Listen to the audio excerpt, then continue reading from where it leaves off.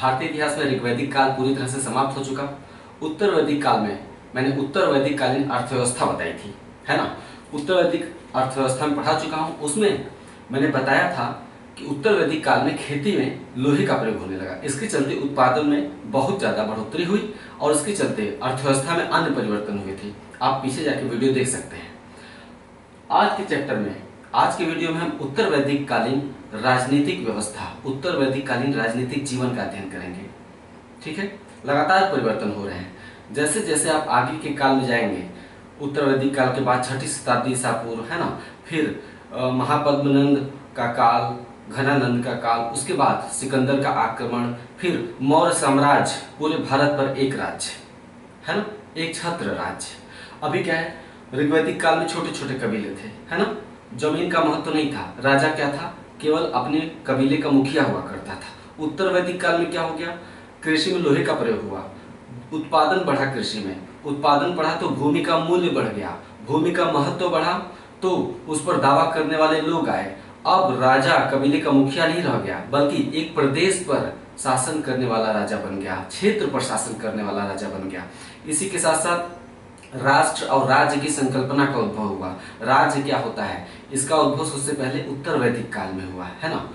उत्तर वैदिक काल के बाद महाजनपद काल का उद्भव हुआ। महाजनपद काल में और बड़े बड़े राज्यों का उद्भव हुआ। इसी के साथ साथ युद्ध बढ़ गए। युद्ध बढ़ने से लाभ मिलता है किसी क्षेत्र को, छोटे छोटे राज्यों की जगह बड़े राज्यों की स्थापना होती है। घनानंद का राज्य बहुत ही बड़ा था, मगध साम्राज्य की स्थापना उसने की। उसके बाद सिकंदर का आक्रमण हुआ, देश के सम्मान को ठेस पहुंचा। उसके बाद मौर्य साम्राज्य का उद्भव हुआ। चाणक्य ने चंद्रगुप्त के नेतृत्व में पूरे भारत पर, चंद्रगुप्त ने चाणक्य के नेतृत्व में पूरे भारत पर कब्जा कर लिया, है ना। तो ये एक सतत प्रक्रिया थी। पहले छोटे छोटे कबीले जिन्हें जन कहा गया है ऋग्वैदिक काल में, है ना, फिर जन से जनपद, जनपद से महाजनपद, महाजनपद से साम्राज्य। इस तरह से धीरे धीरे राज्य की संकल्पना का धीरे धीरे विस्तार होता गया। तो आइए स्टार्ट करते हैं उत्तर वैदिक कालीन राजनीतिक व्यवस्था। उत्तर वैदिक काल में कृषि उत्पादन बढ़ने से भूमि का महत्व बढ़ने लगा। ठीक है, इसी के साथ साथ राजा के कर्तव्यों में और अधिकारों में, दोनों में धीरे धीरे वृद्धि होने लगी। ऋग्वैदिक काल में जो राजन होता था वो केवल अपने कबीले का मुखिया होता था। वो क्षेत्र पर शासन करने वाला राजा नहीं होता था, वो केवल अपने कबीले का मुखिया होता था। जबकि उत्तर वैदिक काल में राजा एक प्रदेश पर शासन करने लगा, क्षेत्र पर शासन करने लगा, लिखा हुआ है। और इसी के साथ उत्तर वैदिक साहित्य में सबसे पहले राष्ट्र और राज्य की संकल्पना का उल्लेख मिलता है उत्तर वैदिक साहित्य में। क्यों? क्योंकि इसी काल में राष्ट्र और राज्य की संकल्पना का उद्भव हो रहा था। उत्तर वैदिक कालीन राजनीतिक जीवन की एक महत्वपूर्ण विशेषता है कि इस काल में जो छोटे छोटे कबीले थे उनका एकीकरण होने लगा युद्ध के माध्यम से। छोटे छोटे कबीलों का युद्ध के द्वारा एकीकरण होने लगा और छोटे छोटे जन, कबीले अर्थात जन, मिलकर जनपद में परिवर्तित होने लगे। एकीकरण की प्रक्रिया के स्वरूप उनका आपस में विलय होने लगा और जन किसमें बदल गए, जनपद। जनपद अर्थात राज्य। जन मतलब कबीले, जनपद मतलब राज्य, जनपद में परिवर्तित होने लगे। उदाहरण के लिए भरत और पुरु मिलकर कुरु जनपद बन गए। भरत और पुरु कबीला पढ़ाया था मैंने ऋग्वैदिक काल में, कबीलों के नाम मैंने लिखवाए थे। तो भरत और पुरु मिलकर कुरु जनपद बन गए और कृवि और तुर्वश कबीले मिलकर पांचाल जनपद बन गए। उत्तर वैदिक काल में पांचाल सबसे शक्तिशाली और महत्वपूर्ण राज्य हुआ करता था, पांचाल राज्य उत्तर वैदिक काल में। ठीक है, राजा के अधिकारों में जैसे जैसे वृद्धि होती चली गई, राजा के अधिकारों में वृद्धि का मतलब होता है कि उस पर जो अंकुश लगाने वाली संस्थाएं थी, उस पर नियंत्रण रखने वाली संस्थाएं थी, उनका महत्व धीरे धीरे समाप्त हो रहा था।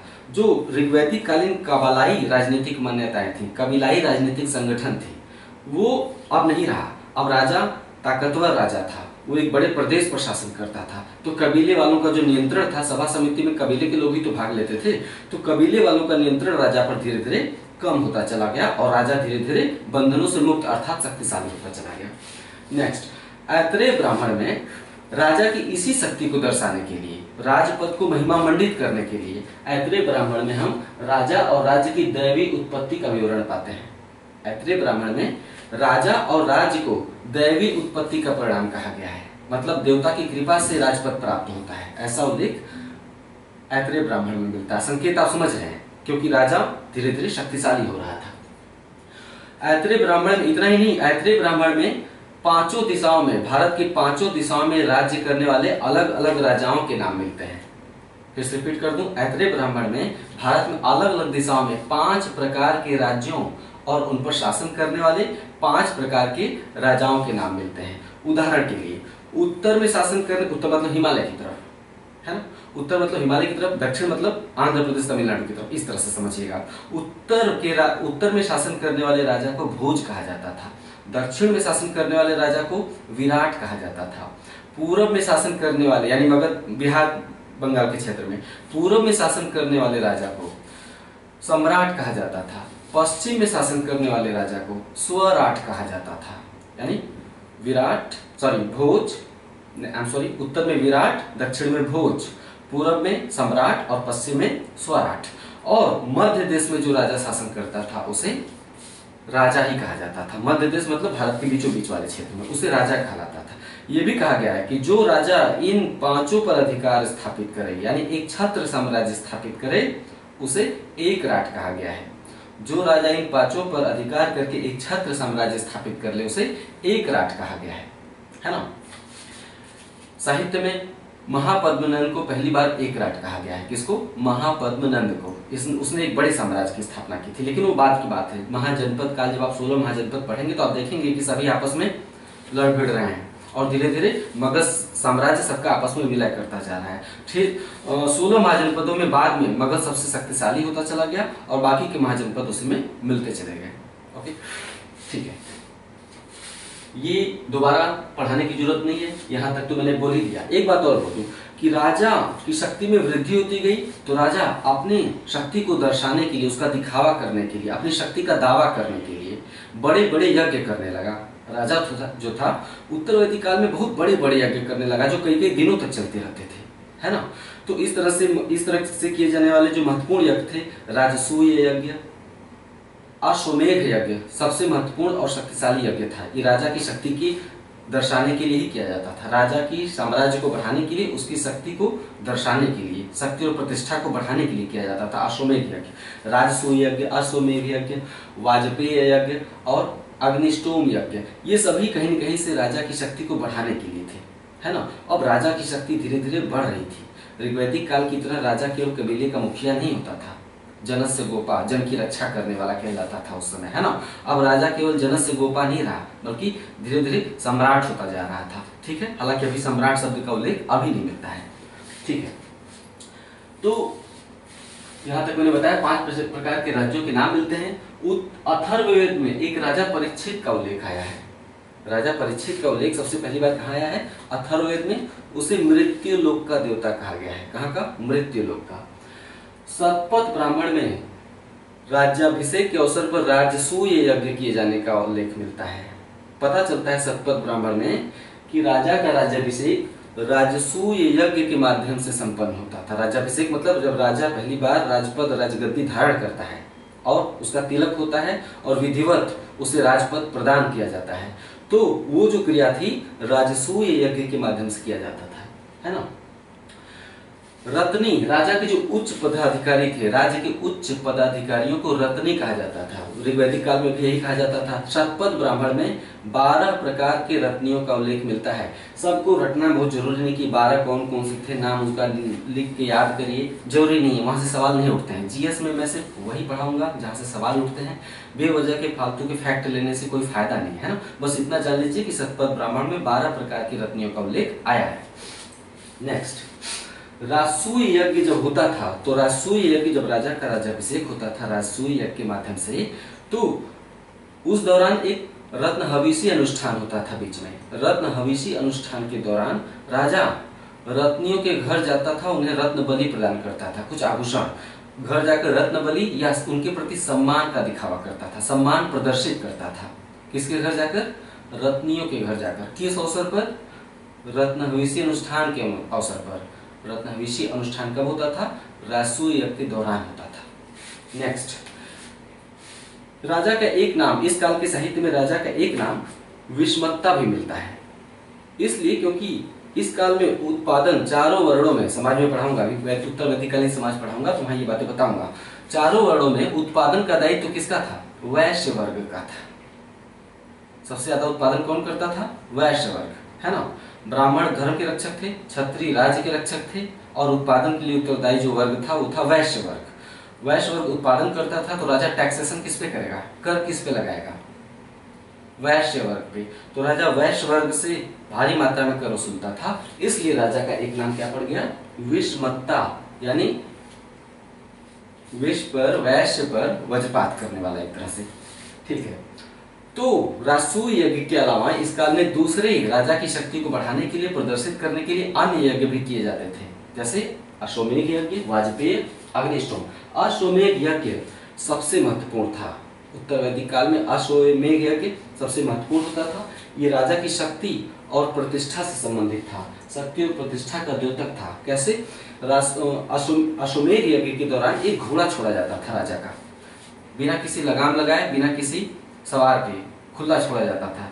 इस दौरान पूरे साम्राज्य में घोड़ा जहां से भी निर्बाध गुजरता था, मतलब उसे कोई रोके टोके नहीं घोड़े को। अब राजा के घोड़े को पकड़ने की हिम्मत किसमें है? ठीक है, राजा के घोड़े को कोई नहीं पकड़ सकता। तो राजा का घोड़ा साम्राज्य में जहां भी जाता था वहां तक राजा का एक छत्र साम्राज्य समझा जाता था। घोड़े को पकड़ने का अर्थ था युद्ध। ये तभी होता था जब घोड़ा दूसरे राज्य में चला जाता था। ऐसा भी होता रहा होगा कि घोड़ा दूसरे राज्य में चला जाए, अगर पड़ोसी राजा छोटा राजा है तो घोड़े को नहीं पकड़ता था। इसका मतलब उस राज्य पर इस राजा का दबाव हो गया, है ना। घोड़े को पकड़ने का अर्थ था युद्ध, इसीलिए अश्वमेध यज्ञ किया जाता था कि हिम्मत है तो घोड़े को पकड़कर दिखाओ, है, ठीक है। वाजपेय यज्ञ एक प्रकार की रथ दौड़ थी। इसका महत्व यही है कि एक प्रकार की रथ दौड़ थी। रथ दौड़ में राजा का रथ भी भाग लेता था। दिखावा करने के लिए राजा का रथ सबसे आगे रखा जाता था, बाकी ये प्रदर्शित करते थे रथ वाले कि हम आपसे पीछे हैं और राजा सबसे तेज है। वो उसका घोड़ा, उसका जो रथ था सबसे तेज दौड़ता था, है ना। एक रथ दौड़ होती थी जिसमें हमेशा कौन जीतेगा? राजा जीतता था रथ दौड़ में। कौन यज्ञ था ये? वाजपेय यज्ञ। वाजपेय यज्ञ का उद्देश्य खान पान से था। उसके बाद समारोह होता था, पार्टियां चलती थी, लोग खाते पीते थे, है ना, राजा के साथ मिलजुल के। अग्निष्टोम यज्ञ, ये भी राजा से की शक्ति को बढ़ाने से संबंधित था। अग्निष्टोम यज्ञ के दौरान अग्निकुंड में पशुओं की बलि दी जाती थी। माना जाता था कि पशुओं की बलि देने से जो आहुति दी जाएगी उसकी शक्ति राजा को प्राप्त हो जाएगी। उत्तर वैदिक काल में यज्ञिक कर्म कांडों के अवसर पर पशु बलि की प्रथा बढ़ रही थी। उत्तर वैदिक काल में धार्मिक कर्मकांड बढ़ रहे थे। उत्पादन बढ़ाने के लिए, राजा की शक्ति बढ़ाने के लिए, अधिक संतान पैदा करने के लिए, तमाम उद्देश्यों से यज्ञिक कर्मकांड बढ़ रहे थे।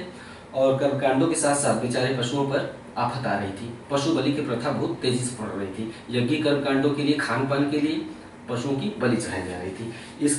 इसकी प्रतिक्रिया हुई थोड़ी बाद काल में, उपनिषद काल में इसकी प्रतिक्रिया मिलती है, बताएंगे। इस काल में राजा अपनी प्रजा से स्वैच्छिक उपहार की जगह अनिवार्य कर वसूलने लगा। उत्तर वैदिक काल में राजा अपनी प्रजा से स्वैच्छिक कर की जगह अनिवार्य कर वसूलने लगा, क्योंकि उत्पादन भी तो बढ़ गया था, तो अनिवार्य कर लिया जाने लगा, जिसे आमतौर पर भाग, शुल्क, बलि नामों से जाना जाता था। भाग, शुल्क, बलि। बलि का उल्लेख ऋग्वैदिक काल के अर्थव्यवस्था में आपने पढ़ा, ऋग्वैदिक कालीन आर्थिक जीवन में, है ना। तो बलि जो कि ऋग्वैदिक काल में एक जनता द्वारा राजा को दिया जाने वाला स्वैच्छिक कर हुआ था, स्वैच्छिक उपहार होता था, भेंट होती थी। अब उत्तर वैदिक काल में बलि एक अनिवार्य कर बन चुका था, है ना, यानी राजा अनिवार्य रूप से जनता से वसूलता था। कर वसूलने वाले अधिकारी को भागधुक कहा जाता था, यहाँ लिखा हुआ है। जो अधिकारी वैश्य वर्ग से कर वसूलता था उसे भागधुक कहा जाता था। और जो कोष का रक्षा करता था, कोषाध्यक्ष, जो कोष की देखभाल करता था, फंड की, कोषाध्यक्ष को क्या कहा जाता था? संग्रहीता कहा जाता था। तो ये खत्म हुआ उत्तर वैदिक कालीन आर्थिक जीवन।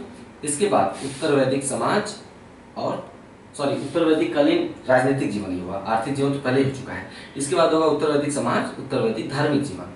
इसके बाद हम चलेंगे सीधे 6ठी शताब्दी ईसा पूर्व के काल में, है ना। 6ठी शताब्दी ईसा पूर्व के काल में सबसे पहले पढ़ाएंगे बौद्ध और जैन धर्म, है ना। बौद्ध और जैन धर्म एक प्रतिक्रिया का परिणाम थे। इस काल में जो क्रिया हो रही थी उसी की प्रतिक्रिया थी बौद्ध और जैन धर्म के रूप में। साथ ही कुछ नास्तिक संप्रदायों का उद्भव हुआ, 6 प्रमुख थे। नास्तिक संप्रदाय थोड़ा सा उनका अनैतिक मतवाद थे तो आध्यात्मिक वो भी, लेकिन उनके जो मतवाद थे थोड़े अनैतिक थे, समाज में प्रतिष्ठा स्थापित करने के लिए पर्याप्त नहीं थे। यही कारण है कि उनका विकास नहीं हो पाया। जो 6 नास्तिक संप्रदाय थे, विकास किसका हुआ? बौद्ध और जैन धर्म, खासकर बौद्ध धर्म का ज्यादा विकास हुआ। क्यों? क्योंकि बौद्ध धर्म ने अतिवाद की बात नहीं की, मध्यम मार्ग की बात की, सामंजस्य स्थापित करने की बात की, इसलिए इनका विरोध करके भी बौद्ध धर्म टिक गया, है ना। तो पढ़ते रहिए मेरे साथ। नमस्कार।